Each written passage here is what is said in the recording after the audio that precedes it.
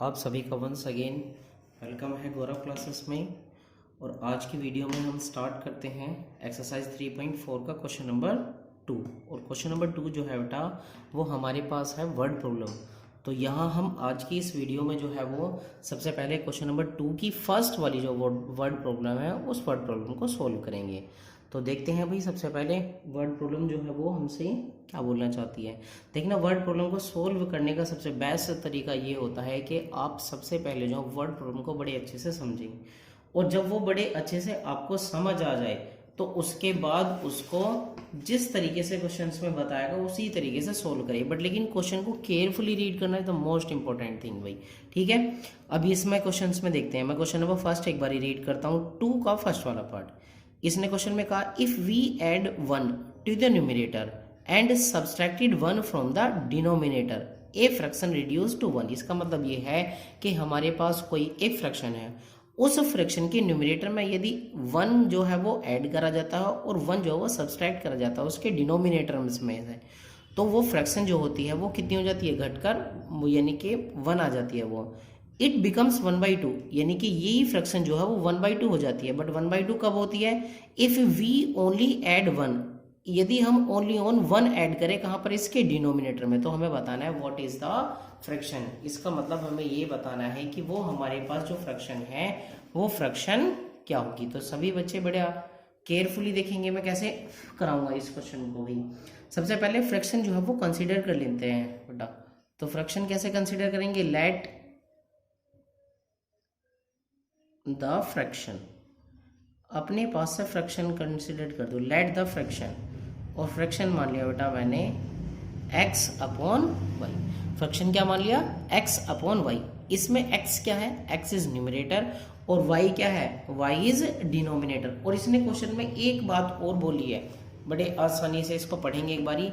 इसने कहा form the pair of linear equation. सबसे फर्स्टली जो हमें वो लीनियर इक्वेशन का पेयर बनाना है इन द फॉलोइंग प्रॉब्लम्स, ये जितनी भी हमारे पास प्रॉब्लम्स हैं, एंड फाइंड देयर सॉल्यूशंस, और इन सभी का जो सॉल्यूशन है बाय द एलिमिनेशन मेथड। इसका मतलब ये जो है हमें वो एलिमिनेशन मेथड के अकॉर्डिंग जो है वो सॉल्व करके दिखानी है। इसका मतलब क्या हुआ, पहले pair of linear equation create करना है, और जब pair of linear equation create होगा मेरे पास उससे मुझे ये जो है किसके अकॉर्डिंग, एलिमिनेशन मेथड के अकॉर्डिंग जो है वो सोल्व करनी है। अब फ्रैक्शन मान लिया मैंने इस क्वेश्चन के अकॉर्डिंग, क्या फ्रैक्शन जो है वो x अपॉन वाई है। तो अब लगाएंगे अकॉर्डिंग टू क्वेश्चन, यानी कि जैसा क्वेश्चन ने बोला उस क्वेश्चन के बिल्कुल सेम एज इट इज। तो यहाँ लिखेंगे अकॉर्डिंग टू क्वेश्चन, जैसा क्वेश्चन ने कहा है उसके सेम क्वेश्चन के अनुसार। क्वेश्चन ने क्या कहा बेटा, क्वेश्चन के में कहा अगर मैं न्यूमरेटर में, इसके न्यूमरेटर में 1 ऐड करता हूँ, इट मीन्स x प्लस 1, और इसके डिनोमिनेटर में से माइनस का 1 करता हूँ, तो ये जो होती है वो कितनी हो जाती है, 1 आ जाती है मेरे पास। कितनी आती है यहाँ से, ये 1। इसका मतलब क्या हुआ, मैं क्रॉस मल्टीप्लाई करूंगा बेटा। क्यों, 1 के अपॉन में 1 लिख सकता हूँ। 1 जो होता है वो सभी का मल्टीपल और सभी का क्या होता है, डिवाइजर होता है भाई। तो इसीलिए क्रॉस मल्टीप्लाई करेंगे बेटा, x प्लस 1, और इसकी इधर मल्टीप्लाई करेंगे तो क्या आएगा, इक्वल y माइनस 1। अगर मैं इसको सही तरीके से लिखूं तो y इधर आके कैसा होगा, x माइनस वाई, और ये प्लस 1 है दूसरी साइड जाके कैसा होगा, माइनस के, तो इट मीन्स माइनस के 2। तो मेरे पास ये क्या हुई भाई, इक्वेशन नंबर फर्स्ट। अब लगाएंगे again according to question, it means जैसा क्वेश्चन में दोबारा उसने बोला हुआ है, यानी कि अगेन अकॉर्डिंग टू क्वेश्चन, इस क्वेश्चन के अनुसार, यानी कि अगली जो कंडीशन है उस कंडीशन के अनुसार। देखते हैं भाई उस कंडीशन के अकॉर्डिंग क्या लगा हुआ है। उसने कहा इस बार कि न्यूमरेटर में तो कुछ नहीं करना है, बट लेकिन डिनोमिनेटर में से जो है वो इसने क्या करा हुआ, डिनोमिनेटर में प्लस 1 ऐड किया हुआ, तो मेरे पास जो फ्रैक्शन है बेटा वो कितनी हो जाती है, 1/2 हो जाती है मेरे पास फ्रैक्शन। तो फिर दोबारा से क्रॉस मल्टीप्लाई करेंगे, 2 की मल्टीप्लाई x से करेंगे, सो 2x, और y प्लस की 1 की मल्टीप्लाई प्लस 1 से करेंगे तो कोई फर्क नहीं पड़ेगा। अब इसको सेम एज इट इज क्या कर लेंगे, मैं इसको इधर ले आऊंगा, 2x और माइनस के y, और इक्वल किसके होगा, 1 के। That is equation number second.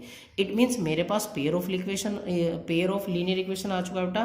First equation x minus y equal to -2, और दूसरी इक्वेशन है 2x माइनस वाई, और इक्वल किसके होगा, 1 के। अब बड़ा आसान है, देखना यहाँ पर भी -y और यहाँ पे भी कैसा है, माइनस के y।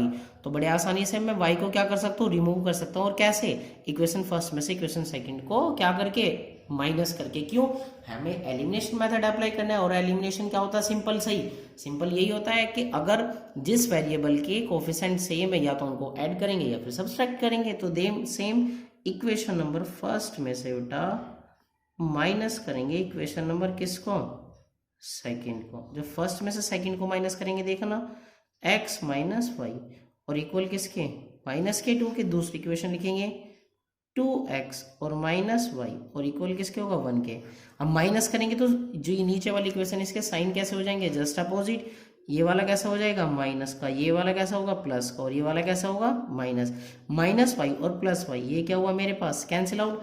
माइनस के 2x और प्लस का x कितना बचेगा? माइनस के x और इक्वल में माइनस के 1 और माइनस के 2, तो कितना होगा? माइनस के 3। और इस माइनस से ये वाला माइनस भी क्या हुआ मेरे पास? Cancel out. तो x की वैल्यू कितनी हुई मेरे पास? यहाँ पे बच्चा 3 है x की वैल्यू। अब ये वाली x की जो 3 वैल्यू आई है, चाहे इसको इक्वेशन नंबर सेकंड में पुट कर लो, चाहे इसको इक्वेशन नंबर फर्स्ट में पुट कर लो। तो मैं इसको कहाँ पुट करूंगा बेटा? मैं इसको पुट करूंगा इक्वेशन नंबर सेकंड में। So put x equal to कितना? 3। और कहाँ पुट करेंगे? इन इक्वेशन नंबर सेकंड में पुट करेंगे।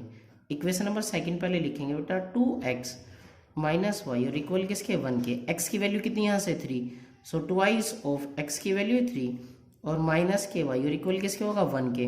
2 3 जा 6। y को इधर लेके जाएंगे बेटा, इसको इधर लेके आएंगे तो -1 और इक्वल किसके होगा? y के। और 6 में से 1 गया, कितना बचेगा? 5। तो y की वैल्यू कितनी हुई मेरे पास यहाँ से? 5। यानी कि x की वैल्यू कितनी हुई यहाँ से? 3 हुई और y की वैल्यू कितनी हुई मेरे पास यहाँ से? 5। तो यहाँ लिखेंगे सो फाइनली मेरे पास फ्रैक्शन क्या होगी? फाइनली फ्रैक्शन आएगा बेटा। फ्रैक्शन कितना है? x upon y. तो x की वैल्यू रखेंगे कितनी होगी? 3 और यहाँ पे कितना होगा? 5। सो 3/5 जो होगा मेरी इसकी बेटा फ्रैक्शन आएगी। आई होप आप सभी को ये वाला क्वेश्चन बेटा समझ आया होगा। इसके बाद अब चलते हैं हम नेक्स्ट इसकी जो वर्ड प्रॉब्लम है बेटा। चलिए बेटा अब इसकी नेक्स्ट वर्ड प्रॉब्लम देखते हैं एक बारी। जो क्वेश्चन नंबर 2 की सेकंड वाली वर्ड प्रॉब्लम है, इसमें इसने कहा है 5 years ago, इट मीन्स 5 साल पहले, Noori was thrice as old as Sonu. इसका मीनिंग ये है कि 5 साल पहले जो नूरी की जो एज थी वो कितनी थी? वो 3 गुना थी। किसकी कंपैरिजन में? सोनू के कंपैरिजन में। फिर इसने कहा 10 years लेटर, यानी कि 10 साल के बाद नूरी विल बी ट्वाइस, यानी कि नूरी की जो एज होगी वो कितनी होगी? ट्वाइस, 2 गुना होगी।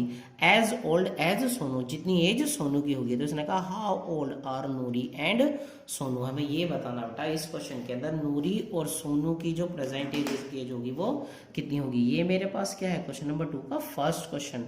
और अब कौन सा सोल्व करेंगे हम इसका? ये है मेरे पास इसका सेकेंड वाला पार्ट।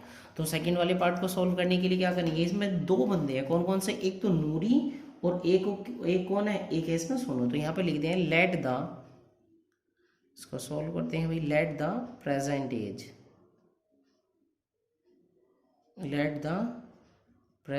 एज ऑफ, सबसे पहले लेते हैं नूरी की। Let the present age of Noori. और नूरी की जो प्रेजेंट एज है उसको आप कंसिडर कर लो बेटा x ईयर्स। कितना मान लो? x। फिर उसके बाद same and let the present age of Sonu. Sonu की प्रेजेंट एज मान लो ये कितनी मेरे पास? y years. ये कितनी हुई भाई यहाँ से? y years. अब यहाँ पर कंडीशंस लगाते हैं जो उसने कंडीशंस में कहा। उसने कहा है 5 ईयर्स, कितना का है? 5 years एगो। तो सबसे पहले कंडीशन लगाते हैं बेटा 5 years एगो वाली ही।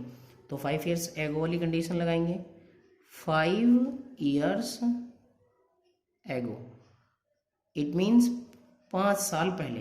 तो 5 साल पहले देखना एज, नूरीज एज, नूरी की जो एज होगी वो कितनी होगी बेटा? x माइनस के 5 years। और सोनू की एज कितनी होगी? सोनू की एज होगी y माइनस 5 years, क्योंकि 5 साल पहले बोला तो 5 साल पहले कंडीशन लगा दी। अब क्या लगाएंगे? यहाँ पे लगाएंगे अब अकॉर्डिंग टू बेटा क्वेश्चन। जैसा क्वेश्चन ने बोला सेम उसके अकॉर्डिंग ही चलना है। अकॉर्डिंग टू क्वेश्चन उसने क्या कहा है? उसने ये कहा है कि नूरी की जो एज है 5 साल पहले, नूरी की जो एज है वो कितनी है? नूरी की जो एज है बेटा वो 3 टाइम्स है, और किसकी? सोनू के कंपैरिजन में, यानी कि सोनू की एज से। तो नूरी की एज कितनी है? x माइनस 5, और कितनी है ये? 3 टाइम्स है किसकी? सोनू की एज। और सोनू की एज कितनी है? y minus 5। इसको सोल्व करेंगे बेटा, और सोल्व करने पे कितना होगा देखना, x माइनस 5 इक्वल में कितना होगा? 3y, और माइनस 3 5 जा 15। इसको इधर ले जाएंगे, x माइनस 3y माइनस के 15 और प्लस के 5। So finally x minus 3y और इक्वल में किसके होगा? Minus 10। That is equation number बेटा फर्स्ट हुई मेरे पास। अब ये तो हुआ हमारा कब? 5 years एगो, इट मीन्स 5 साल पहले। अब उसने क्वेश्चन में एक कंडीशन और दी है। उसने क्वेश्चन में क्या कहा है? उसने क्वेश्चन में ये कहा है कि 10 years लेटर, यानी कि 10 years लेटर, यानी कि 10 साल के बाद। अब 10 साल के बाद क्या होगा? पहले इनकी एज निकालेंगे 10 साल के बाद दोनों की भाई।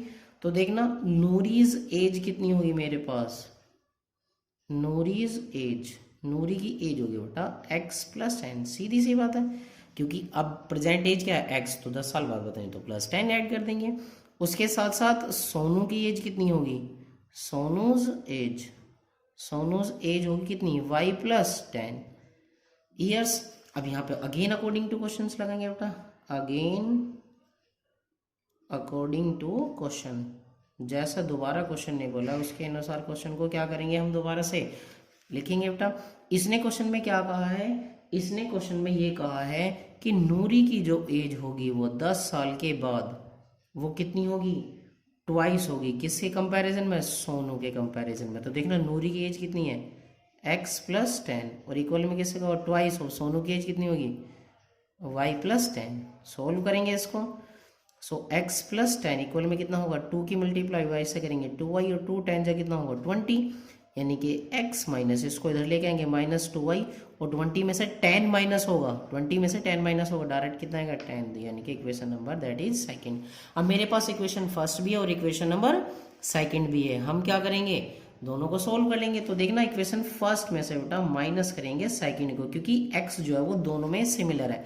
यहाँ पर भी x है और यहाँ पर भी क्या है? x है। तो देखना x माइनस 3y और इक्वल माइनस 10, और x माइनस 2y और इक्वल कितना होगा? यहाँ से 10 के। अब अगर मुझे ये x रिमूव करना है बेटा यहाँ से ये, तो x रिमूव करने के लिए मैं क्या करूँगा? माइनस करूँगा। तो ये भी माइनस, ये वाला प्लस, और ये वाला माइनस।